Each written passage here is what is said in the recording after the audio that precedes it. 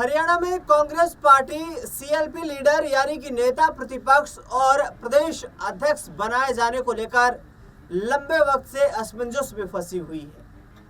Congress party प्रमुख विपक्षी दल है, लेकिन किसे ये बड़ी जिम्मेदारियां सौंपी जाए, ये सत्तारूढ़ भारतीय जनता पार्टी से भी मुश्किल काम नजर आ रहा है।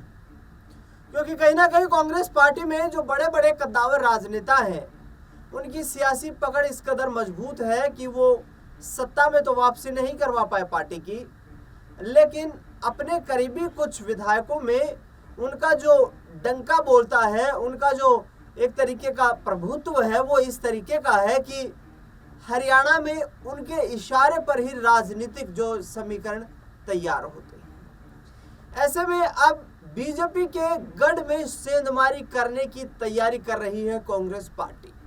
जी हाँ, हम बात कर रहे हैं आज विशेष तौर पर अहिरवाल की। अहिरवाल वो इलाका जिसने वर्ष 2000 से लेकर के और 2024 के आने तक हरियाणा में सरकार बनाने में महत्वपूर्ण भूमिका निभाई है। वर्ष 2000 में जब विधानसभा के चुनाव हुए, उस दौरान इंडियन नेशनल लोकदल को अहिरवाल में बेहतरीन जन समर्थन मिला। चौधरी ओम प्रकाश चौटाला उस वक्त हरियाणा के मुख्यमंत्री बनने में कामयाबी हासिल करते हुए नजर आए और ये सिलसिला 2004 तक चला।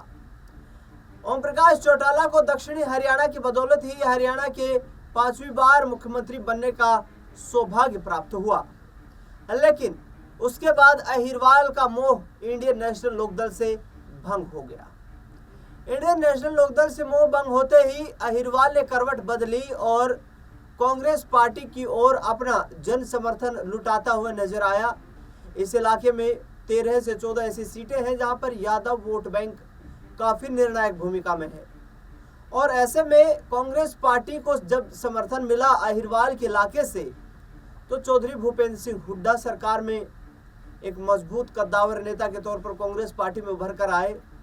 10 साल तक प्रदेश के मुख्यमंत्री रहे, क्योंकि 2 बार कांग्रेस पार्टी ने हरियाणा में परचम लहराया। उसके बाद 2014 में प्रधानमंत्री नरेंद्र मोदी की अगुवाई में केंद्र में बीजेपी की सरकार बनी। बीजेपी की सरकार बनने का सीधा असर हरियाणा पर हुआ और हरियाणा में एक जो लहर चली, उस लहर में बीजेपी ने पहली बार 47 सीटें जीती और 47 सीटों की जीत के साथ पहली बार पूर्ण बहुमत की सरकार बनाने में कामयाबी हासिल होती हुई नजर आई। उस वक्त प्रदेश अध्यक्ष की जिम्मेदारी प्रोफेसर रामविलास शर्मा के हाथों में थी, जो कि अहिरवाल की राजधानी कहे जाने वाले महेंद्रगढ़ से विधायक बने, कैबिनेट मंत्री रह चुके हैं, लेकिन 2024 में उनका टिकट तक काट दिया गया बीजेपी की तरफ से। अब कांग्रेस पार्टी ने राव दान सिंह पर अपनी निगाहें लगाई है। दरअसल राव दान सिंह गुरुग्राम, मेवात, महेंद्रगढ़, भिवानी जिले में काफी सक्रिय नजर आते हैं, क्योंकि गुरुग्राम में खास तौर पर वो रहते हैं, इसके साथ साथ महेंद्रगढ़ का प्रतिनिधित्व करते हैं।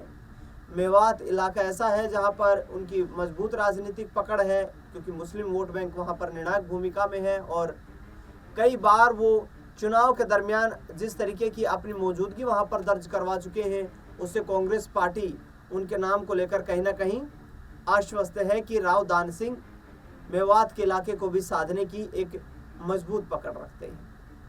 2024 के लोकसभा चुनाव में किरण चौधरी की बेटी, या यूं कहें कि हरियाणा के पूर्व मुख्यमंत्री स्वर्गीय बंसीलाल की पोती श्रुति चौधरी का टिकट काटा गया और राव दान सिंह को लोकसभा का चुनाव लड़वाया गया भिवानी महेंद्रगढ़ लोकसभा सीट से, जहां पर उन्होंने बीजेपी के चौधरी धर्मवीर को कड़ी टक्कर दी।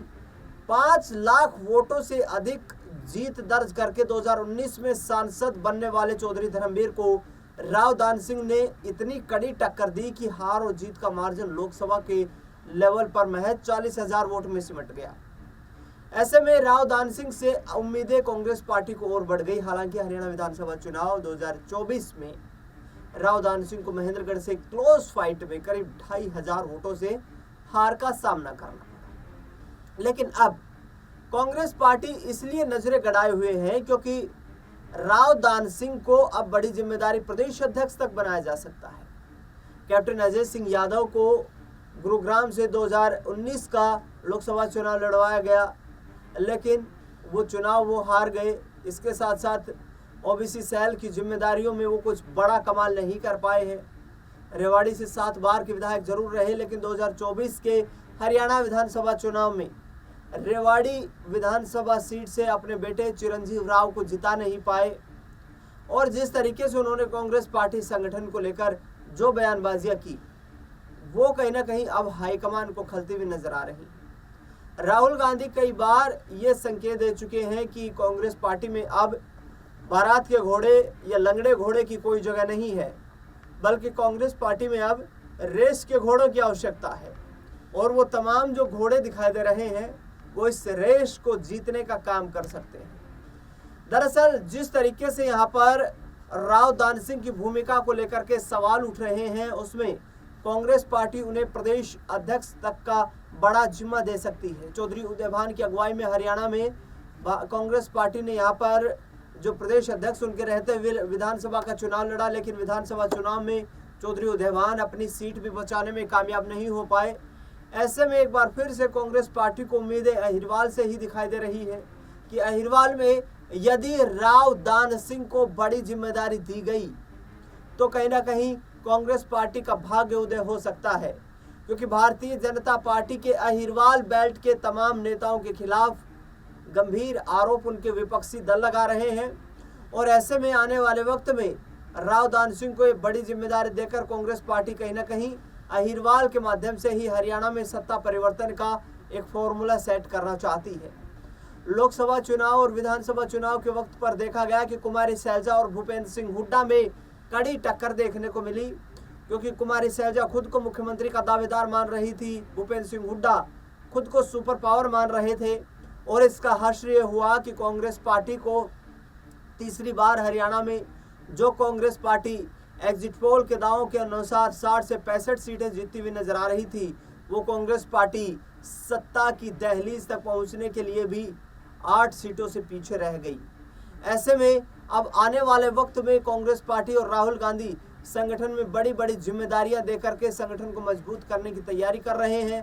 राव दान सिंह पर काफी भरोसा अहिरवाल की राजनीति में हरियाणा में दिखाई दे रहा है, लेकिन क्या वाकई राव दान सिंह कांग्रेस पार्टी का काया पलट कर पाएंगे, ये बड़ा सवाल है, क्योंकि काफी प्रभावशाली राजनेता के तौर पर हरियाणा में उनको देखा जाता है।